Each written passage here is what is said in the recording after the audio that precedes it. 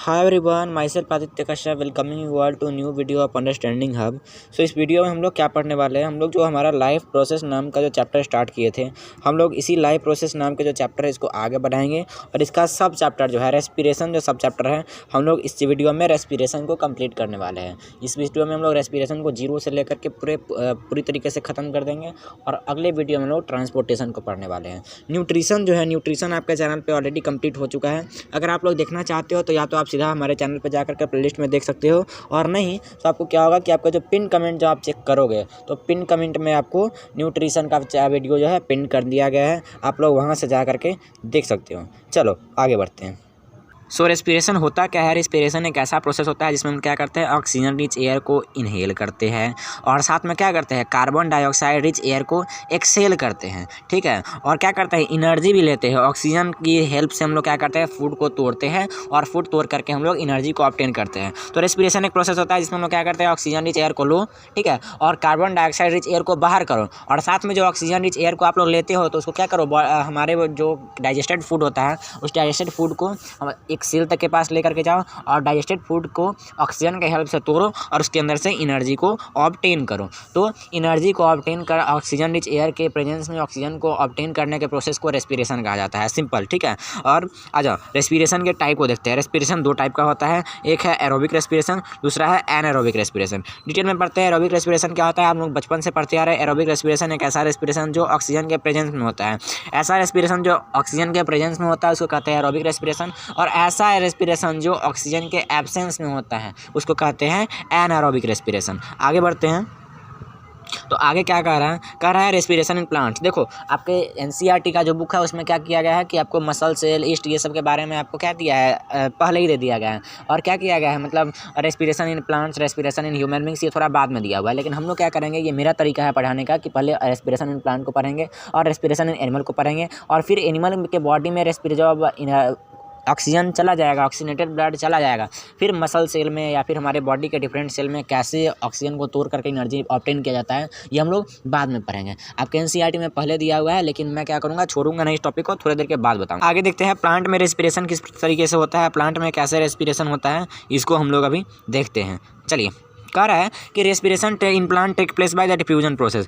जैसे कि human beings में कहा जाए तो ह्यूमन बींग्स में रेस्पिरेशन के लिए अलग अलग क्या होता है, अलग अलग ऑर्गन बनाया होती है, जैसे लंग्स है हमारा, ये सब क्या है, रेस्पिरेटरी ऑर्गन होता है। लेकिन प्लांट में ऐसा कुछ नहीं है, प्लांट में कोई रेस्पिरेटरी ऑर्गन नहीं होता है। प्लांट में जो रेस्पिरेशन प्रोसेस होता है वो सिंपल डिफ्यूजन प्रोसेस से होता है। उस प्लांट के पास कोई भी ऐसा स्पेसिफिक ऑर्गन नहीं है जो रेस्पिरेशन प्रोसेस को कर सके, ठीक है। वही लिखा हुआ है, they do not have any respiratory organ for their respiration. Plant के पास कोई भी रेस्पिरेशन के लिए रेस्पिरेटरी ऑर्गन नहीं होता है, ठीक है। Direction of diffusion take place upon environmental condition and requirement of plant. जो कह रहा है कि जो प्लांट में जो रेस्पिरेशन होता है वो किसके बेसिस पे होता है कि इन्वायरमेंट में क्या कंडीशन है, इन्वायरमेंट में ऑक्सीजन रिच एयर कैसा है, कार्बन डाइऑक्साइड रिच एयर कैसा है, ये सब के बेसिस पे। और प्लांट का जो बॉडी होता है तो प्लांट के बॉडी में किसकी ज़रूरत है, अगर प्लांट के बॉडी में अगर क्या होगा, ऑक्सीजन की कमी हो रहा है और इन्वायरमेंट में ऑक्सीजन की प्रेजेंस ज़्यादा है तो क्या करेगा, इन्वायरमेंट से आसानी से प्लांट के बॉडी के अंदर ऑक्सीजन चला जाएगा। और बॉडी के अंदर क्या हो रहा है, अगर कार्बन डाइऑक्साइड ज़्यादा हो जा रहा है तो क्या होगा, या तो बाहर रात के समय में बाहर कर देगा, और तो दिन के समय में क्या करेगा, उसको फोटोसिंथेसिस प्रोसेस में इस्तेमाल कर लेगा, ठीक है। कह रहा है during the day time photosynthesis take place. जैसा कि हम लोग जानते हैं दिन के समय में क्या होता है, फोटोसिंथेसिस प्रोसेस टेक प्लेस होता है, फोटोसिंथेसिस प्रोसेस चलता रहता है। सो इसीलिए कार्बन डाइऑक्साइड जो रेस्पिरेशन प्रोसेस के द्वारा यूज किया जाता है उसको फोटोसिंथेसिस में इस्तेमाल कर लिया जाता है। दिन के समय में जो भी हम लोग क्या करते हैं, जो भी प्लांट अगर कार्बन डाइऑक्साइड को प्रोड्यूस करता है दिन के समय में तो सारा का सारा कार्बन डाइऑक्साइड वो फोटोसिंथेसिस प्रोसेस में ही खत्म कर लेता है। और इतना ही कार्बन डाइऑक्साइड जो रेस्पिरेशन वाला ही जो कार्बन डाइऑक्साइड का यूज नहीं करता है, इसके साथ साथ हमारे इन्वायरमेंट से भी इनहेल कर लेता है कार्बन डाइऑक्साइड। लेकिन रात के समय में क्या होता है, कोई भी फोटोसिंथेसिस नहीं होता है। इसके कारण क्या होता है कि जो ऑक्सीजन जो होता है, प्लांट जो है जो ऑक्सीजन टेक प्लेस होता है, मतलब जो ऑक्सीजन निकलता है वो सारा का सारा ऑक्सीजन इन्वायरमेंट में ही रिलीज कर दिया जाता है। क्योंकि प्लांट रात में तो फोटोसिंथेसिस हो नहीं रहा है, तो रात में फोटोसिंथेसिस नहीं हो रहा है तो जो आप जो कार्बन डाइऑक्साइड को प्रोड्यूस कर रहे हो उसका यूज कहाँ करोगे, उसको तो इन्वायरमेंट में ही छोड़ोगे ना। इसीलिए रात के समय में कहा जाता है कि प्लांट के नीचे नहीं रहना चाहिए, क्योंकि क्या होता है, प्लांट भी रात के समय में कार्बन डाइऑक्साइड को ही बाहर छोड़ता है। तो हमारे इन्वायरमेंट में प्लांट के आसपास कार्बन डाइऑक्साइड रिच एयर का प्रेजेंस ज़्यादा हो जाता है, कार्बन डाइऑक्साइड ज़्यादा हो जाता है, और जिससे क्या हो सकता है, हम लोग को कुछ थोड़ा बहुत सांस लेने में समस्या हो सकता है। इसीलिए कहा जाता है कि प्लांट के पास रात में नहीं होना चाहिए। हालांकि कहोगे, देखोगे तुलसी होता है जो मेडिसिनल प्लांट होता है, ये सब क्या होता है 24 घंटे ऑक्सीजन ही रिलीज़ करता है, तो उसकी कहानी अलग है। लेकिन नॉर्मल 90% प्लांट में देखोगे, 95% प्लांट में देखोगे तो यही कहानी अप्लाई होता है। चलो आगे बढ़ते हैं। ठीक है, क्या कह रहा है अगले स्लाइड में, कह रहा है कि रेस्पिरेशन इन ह्यूमन बींग्स। अगले स्लाइड में ह्यूमन बींग्स में कैसा रेस्पिरेशन होता है उसको हम लोग देखते हैं। ठीक है, उसमें कह रहा है कि ह्यूमन बींग्स में रेस्पिरेशन कैसे होता है, तो अलग अलग प्रोसेस होता है। जैसा कि क्या होता है, अगर मैं देखा जाए तो अगर डायग्राम में देखें, ठीक है, डायग्राम में देखें, अगर ये आपके एनसीईआरटी का डायग्राम है, ठीक है, एनसीईआरटी का डायग्राम है, ये वाला जो एरिया आपको दिखाई दे रहा है, ठीक है, ये वाला एरिया को कहते हैं नेजल पैसेज। आपके बुक में यहाँ नेजल पैसेज लिखा हुआ है। ठीक है, लेकिन हम लोग क्या कहते हैं इसको, नेजल कैविटी भी कहते हैं। ठीक है, कैविटी भी हम लोग क्या करते हैं इसको, नेजल कैविटी भी कहते हैं। कैविटी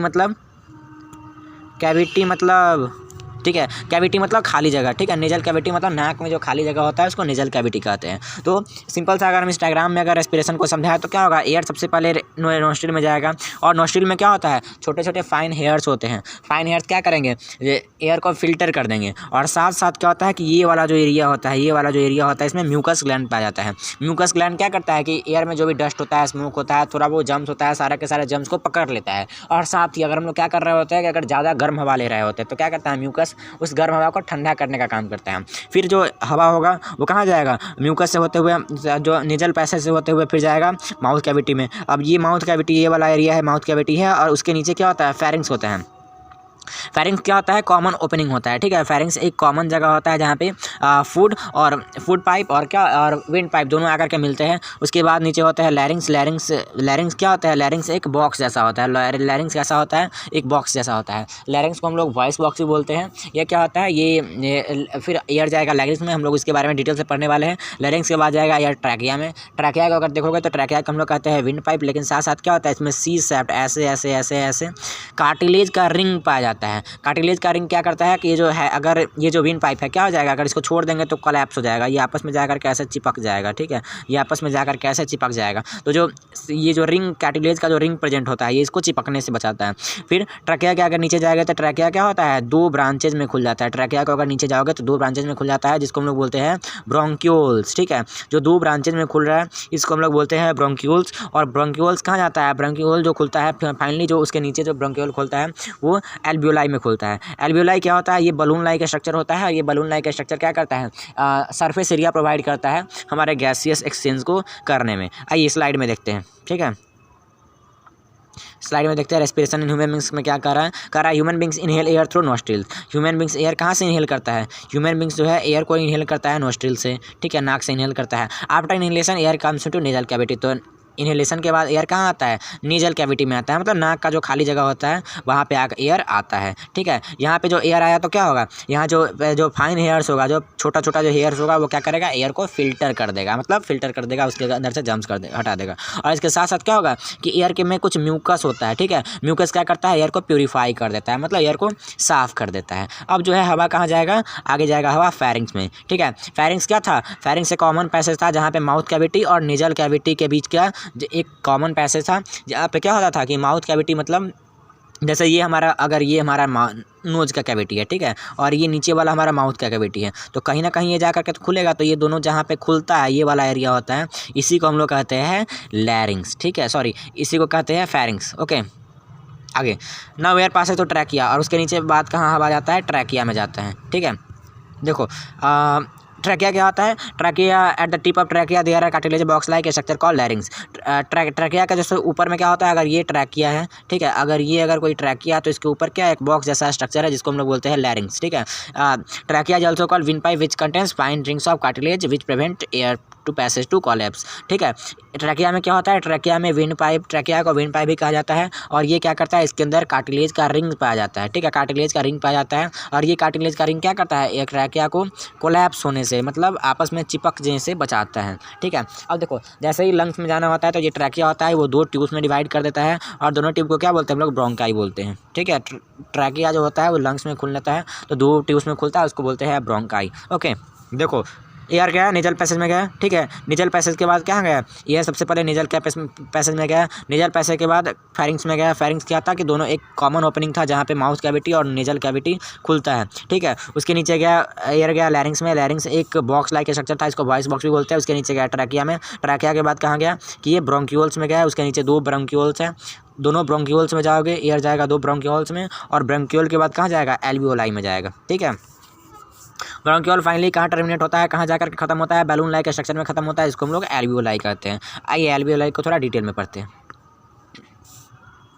एल्वेलाई हो क्या है, एल्वेलाई एक बलून जैसा स्ट्रक्चर है, ठीक है। एल्वेलाई क्या है, एक बलून जैसा स्ट्रक्चर है जो क्या होता है, dense network of blood vessel provide होता है। और ये जो होता है एल्वेलाई एक बलून जैसा स्ट्रक्चर होता है जो क्या होता है, जिसके आसपास अगर मान लो कि ये कोई एल्वियोलाई है, ठीक है। इस स्लाइड में अगर हम बनाएं, अगर इस स्लाइड में अगर हम एक एल्वियोलाई को अगर ऐसे हम बना देंगे, ठीक है। अगर ये कोई एल्वियोलाई है, ये अगर एल्वियोलाई है, ठीक है, तो ये क्या है, ये जो अगर एल्वियोलाई है तो इसके आसपास क्या होगा, ये वाला जो एरिया होगा इसमें क्या होगा, काफ़ी ये ब्लड वेसल पाया जाएगा, जिसके कारण अगर जिसके का ब्लड वेसल क्यों प्रेजेंट है, क्योंकि एल्वियोलाई में क्या आ जाएगा, एयर प्रेजेंट होगा। ये सब एरिया में क्या होगा, एयर प्रेजेंट होगा। तो यहाँ से एयर आसानी से आपस में जो एयर होता है, ये जो एयर होगा ये क्या हो जाएगा, ट्रैकिया एल्वियोलाई से ब्लड वेसल में चले जाए। इसके लिए यहाँ पे डेंस नेटवर्क ब्लड वेसल होता है और ये ब्लड वेसल क्या करेगा, हमारे बॉडी में इसको ट्रांसपोर्ट कर देगा। ऑक्सीजन रिच ऑक्सीजन को ब्लड ऑक्सीजन मिल जाएगा ब्लड में और ब्लड क्या हो जाएगा, हमारे पूरे बॉडी में ट्रांसपोर्ट हो जाएगा। आगे जो ये सरफेस एरिया प्रोवाइड करता है, जिसके कारण एक्सचेंज ऑफ गैस आसानी से हो जाता है, ठीक है। एक्सचेंज ऑफ गैस आसानी से हो जाएगा अगर सरफेस एरिया अगर कम रहेगा, ठीक है। मान लो कि अगर ये क्या है, अगर इतना बड़ा अगर कोई एल्वियोलाई है, अगर एल्वियोलाई अगर छोटा है, ठीक है, एल्वियोलाई अगर छोटा है तो क्या होगा, अगर मान लो कि अगर ये एक एल्वियोलाई ये है, ठीक है, एक एल्वियोलाई क्या है, ये है, और दूसरा एल्वियोलाई अगर ये है, ठीक है, तो क्या होगा, ज़्यादा गैसेस का एक्सचेंज कहाँ होगा, यहाँ से इससे ज़्यादा गैस एक्सचेंज होगा या फिर इससे ज़्यादा गैस एक्सचेंज होगा। ऑब्वियसली बड़ा ये है तो सरफेस एरिया बड़ा प्रोवाइड करेगा तो गैस का एक्सचेंज बड़ा वाला कर पाएगा। तो एल्वियोलाई क्या होता है, बलून जैसा खुल जाता है, बड़ा सा खुल जाता है। तो बड़ा खुल जाने के कारण क्या होता है कि गैसेस का एक्सचेंज आसानी से हो पाता है, ठीक है। उसके बाद एल्वियोलाई का जो वॉल्स होता है कैसा होता है, थिन होता है, थिन पतला होता है, जिसके कारण गैस का एक्सचेंज आसानी से हो पाता है, ठीक है, जिसके कारण गैस का एक्सचेंज आसानी से हो पाता है। इसके बाद इसके जो वॉल्स होता है इसमें काफ़ी डेंस नेटवर्क ब्लड वेसल होता है जो क्या करता है, ऑक्सीजन को कैरी कर लेता है, ढो के ले जाता है। ओके, आगे देखो, अब हम लोग रेस्पिरेशन ये सारा का सारा प्रोसेस तो जान लिए कि क्या एयर कैसे कैसे आता है। सबसे पहले कहाँ आएगा, नेजल पैसेज में आएगा, ठीक है। उसके बाद क्या आ जाएगा, नेजल पैसेज में जा करके फेरिंग्स में जाएगा, फेरिंग्स के बाद लैरिंग्स में जाएगा, लैरिंग्स के बाद ट्रैकिया में जाएगा, ट्रैकिया के बाद ब्रोंकियोल्स में जाएगा, और ब्रोंकियोल्स के बाद कहाँ जाएगा, फाइनली एल्वियोलाई में चला जाएगा। और एल्वियोलाई में क्या होता है, ब्लड वेसल पाया जाएगा। ब्लड वेसल क्या करेगा, ऑक्सीजन ब्लड से हमारे एल्वियोलाई से ब्लड को ले लेगा और ब्लड को हमारे पूरे बॉडी में ट्रांसपोर्ट कर देगा, ठीक है। आ जाओ, कह रहा है कि जब हम लोग सांस लेते हैं, ठीक है, जब हम लोग सांस लेते हैं तो सांस लेने के प्रोसेस में हम लोग क्या करते हैं, रेस्पिरेशन के प्रोसेस, इनहेलेशन के प्रोसेस में क्या करते हैं कि हम लोग हमारे जो रिब्स होता है उसको क्या करते हैं, लिफ्ट करते हैं, हल्का सा उठा लेते हैं। और हमारा जो डायफ्राम होता है, डायफ्राम को क्या करते हैं, हल्का सा फ्लैट कर देते हैं, जिसके कारण क्या होता है कि हमारा चेस्ट कैविटी बड़ा हो जाता है और उसके कारण क्या होता है, हवा जो होता है लंग्स में आसानी से चला जाता है, ठीक है। एल्वियोलाई जो एक्सप्लेन करता है तो लंग्स में आसानी से चला जाता है। देखो डायफ्राम क्या है ना, ये वाला जो एरिया आपको दिखाई दे रहा है, ठीक है, ये जो डोम शेप का मसल अगर आपको जो दिखाई दे रहा होगा, ये जो है डोम शेप का जो मसल है इसको हम लोग बोलते हैं डायफ्राम, ठीक है। ये जो डोम शेप का मसल है इसको बोलते हैं डायफ्राम। क्या कह रहा है कि हम लोग जब रेस्पिरेशन प्रोसेस करते हैं तो हम लोग अपने रिब को क्या करते हैं, उठा लेते हैं, ठीक है, और रिब को उठा लेते हैं। और जो डायफ्राम है ये क्या है, डोम शेप है, ऐसा है, तो क्या करते हैं, इसको हम लोग फ्लैट कर देते हैं। और फ्लैट करने के कारण क्या होता है कि हमारा जो रिब केज होता है ये बड़ा हो जाता है, और बड़ा होने के कारण क्या होता है, एल्वियोलाई जो होता है वो बड़ा हो जाता है, एक्सपैंड कर जाता है। एक्सपैंड होने के कारण हमारे ब्लड में जो होता है वो हमारे लंग्स में एयर जा करके भर जाता है, हमारे लंग्स में एयर भर जाता है। During the process of inhalation exhalation lungs always contain residual volume of air. देखो residual volume, residual volume of air. Residual volume क्या होता है कि देखो हम लोग क्या करते हैं, जब भी हम लोग कभी भी सांस लेते हैं, ठीक है, जैसे कि इनहेलेशन की और एक्सलेशन की, अगर आप लोग क्या करोगे ना, अपनी बॉडी के अंदर से सारा का सारा हवा को बाहर निकाल दोगे, फिर भी आपको कुछ समय के लिए क्या होगा, आपको कुछ समय के लिए ऑक्सीजन की कमी महसूस नहीं होगी, ठीक है। क्यों नहीं होगी, क्योंकि जैसे ही हम लोग इनहेलेशन एक्सलेशन करते हैं तो हमारा जो लंग्स होता है वो कुछ अमाउंट का ऑक्सीजन, मतलब कुछ अमाउंट का एयर क्या करता है, अपने अंदर जमा करके रखता है, जिसको हम लोग कहते हैं रेसिडुअल वॉल्यूम ऑफ एयर। और ये क्या करती है, क्या होता है, हमेशा हमारे लंग्स को रेसिडुअल वॉल्यूम ऑफ एयर रखा रहता है, जो क्या करता है, कुछ समय के लिए हमारे बॉडी को ऑक्सीजन कंटिन्यू प्रोवाइड कर रहा होता है, ठीक है। कंटिन्यू आगे बढ़ते हैं। अब देखो ब्लड जो होता है, blood contains respiratory pigment call haemoglobin. हमारा जो ब्लड था जो एल्वियोलाई के पास पाया जा रहा था वो क्या होता है, उसके पास क्या होता है कि जो ब्लड होता है उसके पास एक पिगमेंट होता है, ठीक है, जिस पिगमेंट को बोलते हैं हीमोग्लोबिन। ये क्या होता है, हीमोग्लोबिन आयरन प्रेजेंट होता है, हीमोग्लोबिन के पास आयरन होता है। जो आयरन क्या करता है, ये हमारे बॉडी को ब्लड को हमारे बॉडी में the transport blood to our whole body. वो सुनो डी ट्रांसपोर्ट, ये तो ब्लड तो ट्रांसपोर्ट करता ही करता है। ये जो आपको दिखाई दे रहा है ये क्या करो, इसको ब्लड को हटाओ, ठीक है, इस ब्लड को हटाओ, ब्लड को तो ट्रांसपोर्ट करता ही करता है, ये तो ब्लड में ही प्रेजेंट होता है, ठीक है। यहाँ पे ब्लड नहीं आएगा, ठीक है, वो सॉरी भाई, सॉरी और यहाँ पे आएगा ऑक्सीजन। ठीक है, यहाँ पे आएगा ऑक्सीजन, यहाँ पे आएगा ऑक्सीजन। अरे यार तू चेंज हो जा, यहाँ पे आएगा ऑक्सीजन। ठीक है, ऑक्सीजन। ठीक है, ऑक्सीजन। तो ये क्या करता है, ये हमारे बॉडी में हमारे जो ब्लड होता है, उस ब्लड में क्या होता है, एक पिगमेंट पाया जाता है जिसको बोलते हैं हीमोग्लोबिन। हीमोग्लोबिन बना किससे होता है, आयरन से बना होता है। हीमोग्लोबिन बना किससे होता है, आयरन से बना होता है। ये क्या करता है, आयरन जो होता है ब्लड को डिजॉल्व कर लेता है और हमारे पूरे बॉडी में ऑक्सीजन को पहुँचा देता है। आगे बढ़ते हैं। अब ये तो हो गया ह्यूमन में रेस्पिरेशन कैसे होता है, ह्यूमन में कैसे रेस्पिरेशन हो गया ख़त्म होता है। अब जानते हैं कि एक्वाटिक एनिमल होता है वो कैसे रिस्पायर करता है। देखो आपके सामने प्रेजेंट है एक मछली जल की रानी है। ये क्या करती है, यहाँ से ऑक्सीजन को लेती है। ठीक है, और ये गिल से होकर के ऑक्सीजन को बाहर निकाल देती है। सॉरी, ऑक्सीजन को बोलते हैं वाटर को लेगी और गिल से होकर के क्या करेगी, इस वाटर को बाहर निकाल देगी। अब इसके गिल्स क्या करता है, गिल्स होता है इसके बॉडी से ऑक्सीजन को, जो ब्लड होता है ब्लड को ऑक्सीजन से एब्जॉर्ब कर लेगा और इसके पूरे के पूरे बॉडी में क्या करेगा, इसके पास भी ब्लड वेसल पाया जाता है। ठीक है, आप लोग फिश के गिल्स को देखोगे तो वो काफ़ी रेड दिखाई देगा। क्यों दिखाई देगा, क्योंकि उसके आसपास काफ़ी ज़्यादा ब्लड पाया जाता है। ठीक है, तो इसके अंदर से ये भी गिल्स क्या करेगा, ऑक्सीजन को लेगा और ब्लड में ऑक्सीजन मिल जाएगा, मिक्स हो जाएगा और इसके पूरे बॉडी में पहुँचा देगा। यहाँ पे कह रहा है कि जो एक्वाटिक एनिमल का जो ब्रीथिंग रेट होता है वो काफ़ी तेज़ होता है टेरेस्ट्रियल ऑर्गेनिज्म के कंपेरिजन में। क्यों कंपेरिजन में तेज़ होता है, क्योंकि जो होता है जो ऑक्सीजन जो वाटर में जो ऑक्सीजन पाया जाता है, ठीक है, वो कम होता है एज कंपेयर टू एयर में ऑक्सीजन। ठीक है, इसके कारण क्या होता है कि जो फिश होती है या फिर एक्वाटिक एनिमल होते हैं उनका ब्रीथिंग रेट हाई होता है। आगे देखो, यही जो स्लाइड है ये एनसीईआरटी में आपको दिया हुआ है। इसी को आपके एनसीईआरटी शुरुआत में दे दिया है, मैं इसको थोड़ा लास्ट में पढ़ा रहा हूँ। क्या कर रहा है कि during the process of respiration we obtain energy from the digested food in the presence of oxygen. हम लोग रेस्पिरेशन के प्रोसेस में क्या करते हैं, रेस्पिरेशन के प्रोसेस में हम लोग डाइजेस्टेड फूड से ऑक्सीजन के प्रेजेंस में एनर्जी भी ऑब्टेन करते हैं। बस ऑक्सीजन को लेते हैं और कार्बन डाइऑक्साइड का एक्सेल नहीं करते हैं। ठीक है, हम लोग उसे ऑक्सीजन भी ले लेते हैं। ठीक है, एनर्जी भी ले लेते हैं। ठीक है, क्या होता है कि जब हमारे जो बॉडी होता है चाहे फिर किसी का भी बॉडी होता है उसमें साइटोप्लाज्म में क्या किया जाता है कि जो हम लोग ग्लूकोज ले रहे थे, ग्लूकोज क्या था बताओ ग्लूकोज क्या था, डाइजेशन में हम लोग पढ़े थे। तुम लोग पक्का, अगर तुम लोग को ग्लूकोज क्या था नहीं समझ में आ रहा है, इसका मतलब है तुम लोग डाइजेशन का वीडियो देख के नहीं आए हो। जाओ डाइजेशन का वीडियो देख करके आओ, पिन कमेंट में पिन है। क्या होता है कि ग्लूकोज जो होता है कार्बोहाइड्रेट का सबसे सिंपलेस्ट फॉर्म होता है। ठीक है, तो ग्लूकोज जो होता है उसका फॉर्मूला अगर देखोगे तो क्या होता है, ग्लूकोज का जो फॉर्मूला होता है वो होता है C6। ठीक है, C6H12O6, ये होता है ग्लूकोज का फॉर्मूला। तो क्या होता है कि ग्लूकोज होता है जिसमें C6H12O6, एक मिनट को पिछले वाले स्लाइड में अगर स्लाइड खाली हो तो वहाँ मैं लिखता हूँ। देखो यहाँ लिखता हूँ। ठीक है, यहाँ पे C6H12O6, यहाँ पे कार्बन डाइऑक्साइड कितना है, कार्बन डाइऑक्साइड यहाँ पे कितना है, कार्बन डाइऑक्साइड 6 है। ठीक है, यहाँ 6 कार्बन डाइऑक्साइड है। तो कह रहा है कि जो साइटोप्लाज्म होता है इसमें जो कार्बन डाइऑक्साइड जो 6 कार्बन मॉलिक्यूल है, इस 6 कार्बन मॉलिक्यूल को तोड़ा जाता है। कितने कार्बन मॉलिक्यूल में, यहाँ से 6 कार्बन को हटा करके 3 कार्बन मॉलिक्यूल में तोड़ दिया जाता है, जिसको हम लोग क्या बोलते हैं, पायरूवेट बोलते हैं। तो ये 6 कार्बन मॉलिक्यूल को 3 कार्बन मॉलिक्यूल में तोड़ने की प्रोसेस कहाँ हो रही है, ये प्रोसेस हो रही है साइटोप्लाज्म में। ठीक है, ये प्रोसेस कहाँ हो रहा है, साइटोप्लाज्म में हो रही है।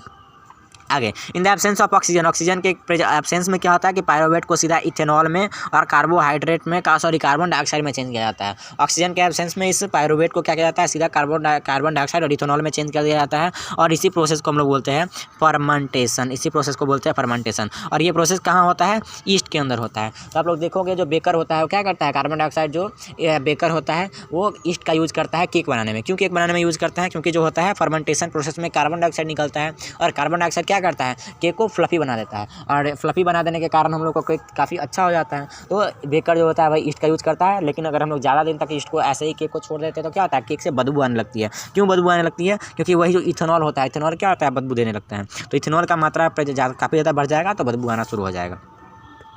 आगे क्या कह रहा है, in the presence of oxygen breaking down of pyruvate take place in mitochondria. तो क्या होता है, अगर ऑक्सीजन की एब्सेंस होगा तो क्या होगा कि कार्बन डाइऑक्साइड और इथेनॉल में टूटेगा, लेकिन अगर प्रेजेंस होगा तो क्या होगा, माइटोकॉन्ड्रिया में ये पायरूवेट टूटेगा और ये पायरूवेट क्या प्रोड्यूस करेगा, तो ये 3 molecule of carbon dioxide is produce during the process. इस प्रोसेस में क्या होगा, कार्बन डाइऑक्साइड का 3 मॉलिक्यूल प्रोड्यूस होगा। और अगर हमारे मसल सेल में क्या होता है, कभी कभी जब ऑक्सीजन की कमी होने लग जाती है तो कमी होने के कारण क्या होती है कि वहाँ पे लैक्टिक एसिड बनना शुरू हो जाता है, लैक्टिक एसिड बनना शुरू हो जाता है और हमारे मसल सेल में रह जाता है, जिसके कारण क्या होता है, हमारे मसल को क्रैम्प होना शुरू हो जाता है। ठीक है, अब जो होता है एनर्जी जो प्रोड्यूस होता है, जो एरोबिक रेस्पिरेशन में एनर्जी प्रोड्यूस होता है वो एनारोबिक रेस्पिरेशन से काफ़ी ज़्यादा एनर्जी प्रोड्यूस होता है। ठीक है, आगे बढ़ता है, ये आपके एनसीईआरटी का डायग्राम है। इसमें कह रहा है कि ग्लूकोज है। ग्लूकोज क्या है? 6 कार्बन मॉलिक्यूल है, ठीक, क्या है? C6H12O6।